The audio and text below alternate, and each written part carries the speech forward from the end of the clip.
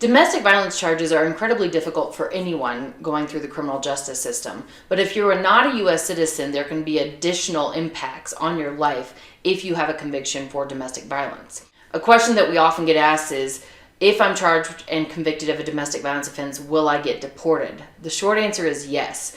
Domestic violence enhancements are a deportable offense, and you can be deported and most likely will be deported if you get a conviction for domestic violence. There are a couple of ways that you can address this to hopefully avoid that deportation process being triggered, but quite frankly, the only way that you're going to avoid deportation is if you are able to have an attorney negotiate on your behalf to have you plead to a non-deportable offense, in other words, a non-domestic violence offense. It also has to be an offense that does not contain a knowing or reckless component. But if you have even a deferred sentence for domestic violence, because you have that plea of guilty, that can trigger deportation. So the issue is, if you are not a legal U.S. resident or a citizen, you must get an experienced attorney on your side if you're facing criminal charges for domestic violence. Because if you're not careful, pleading to something that normally would sound good to a citizen, for example, a deferred sentence where after a term of time you can actually get the case dismissed, impacts people with immigration consequences very differently.